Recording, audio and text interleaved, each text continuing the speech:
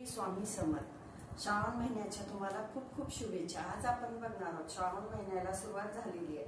आपल्याला श्रावण महिन्यात लक्ष्मी मातेची सेवा करायची. आपल्याला काय सेवा करायची? लक्ष्मी मातेचे कुंकुम अर्चना करायचं. ती कुंकुम अर्चना कसं करायचंय चला तर बघूयात. आपल्याला काय करायचंय? शुक्रवारी सकाळी उठून आपल्याला स्वच्छ आंघोळ वगैरे करून कपडे स्वच्छ परिधान करायची.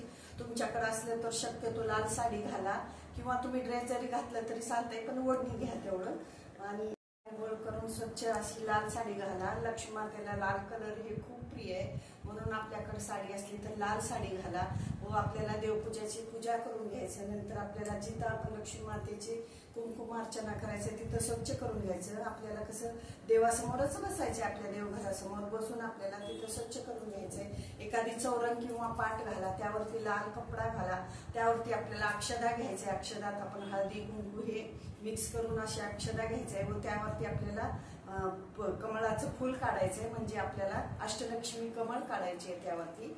मग त्यावरती आपल्याला आपल्याकडे तामण असलं तर तामण ठेवा. तर तुमच्याकडे जर फोटो असली, टाक असू दे किंवा मूर्ती असू दे, काही पण असू दे, तुम्ही काय करायचं ते तामणं घ्यायचं. त्यावरती आपल्या त्या तामणात आपल्याला फोटो, मूर्ती, टाक तुमच्याकडे जे असेल ते ठेवून घ्यायचंय. त्यानंतर आपल्याला लक्ष्मी मातेची ही पूजा करून घ्यायचंय. आपल्याला लक्ष्मी मातेला वस्त्र पूजा करून घ्यायची, कुंकुम अर्चना लावून. परत आपल्याकडं अत्तर असलं तर अत्तर लावून घ्या. लक्ष्मी मातेला गुलाबाचं अत्तर हे खूप प्रिय आहे, अत्तर लावून घ्या. त्यानंतर आपल्याला आता फुल अर्पण करायचंय. मग नंतर आपल्याला काय करायचंय? कुंकुम अर्चना करायचंय. लक्ष्मी मातेची कुंकुम अर्चनाला आपल्याला बसायचंय.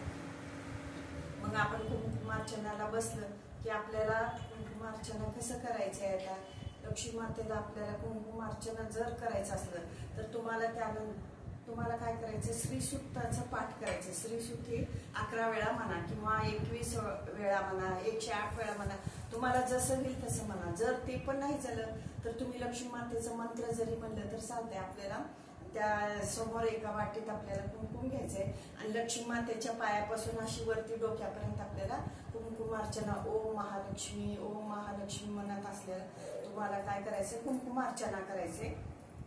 असे आपल्याला 108 वेळा म्हणायचंय ओम महालक्ष्मी म्हणत.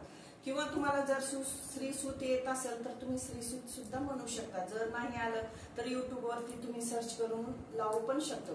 असं करून आपल्याला काय करायचंय? श्रीसूक्ताचं पाठ करायचंय आपल्याला. आणि ओम महालक्ष्मी म्हणत आपल्याला लक्ष्मीच्या पायापासून तर डोक्यापर्यंत आपल्याला असं करत ओम महालक्ष्मी म्हणत आपल्याला कुंकुम अर्चना करायचंय 108 वेळा. कुंकुम अर्चना झाल्यानंतर आपल्याला दीप धूप आरती करून आपल्याला प्रसाद तुमच्याकडे काय असलं, दूध साखर जरी ठेवलं तरी चालतंय. आपल्याला दूध साखर ठेवायचं 108 वेळा कुंकुम अर्चना करून. मग ते आपली पूजा झाली की आपल्याला कुंकुम अर्चना हे त्या दिवशी तसं तुम्हाला सकाळी जमलं सकाळी करा किंवा संध्याकाळी जमलं तर तुम्ही संध्याकाळी सुद्धा करू शकता. ही पूजा असं आहे, जसं तुम्हाला जमेल तसं करत जा. झाल्यानंतर आपल्याला टाक, फोटो, मूर्ती काही असू दे काढून ठेवायचं लक्ष्मी मातेची.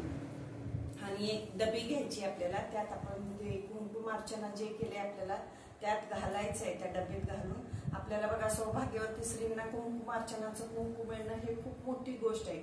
मग आपण आपल्याला काय करायचं? कपाळावरती लावून घ्यायचं. तुम्ही जर कोणत्या कामासाठी बाहेर चालला तर आपल्याला ते कुंकुम अर्चना थोडी पुडी बांधून घेऊन जायचं. तुमचे छोटे छोटे मुलं असतील, आजार वगैरे आला असतील तर त्यांनाही लावलं तरी तुम्ही चालतंय. कुंकुम अर्चनाचे खूप प्रभाव आहे लक्ष्मी मातेचं. हे आता आपल्याला श्रावण महिन्यात कोणत्याही शुक्रवारी करा तुम्ही. आज जरी केलं तरी चालतंय संध्याकाळी, किंवा पुढच्या शुक्रवार जरी केलं तर चालतंय. अशा प्रकारे माता लक्ष्मीची कुंकुम अर्चना करा. नमस्कार. श्री स्वामी समर्थ.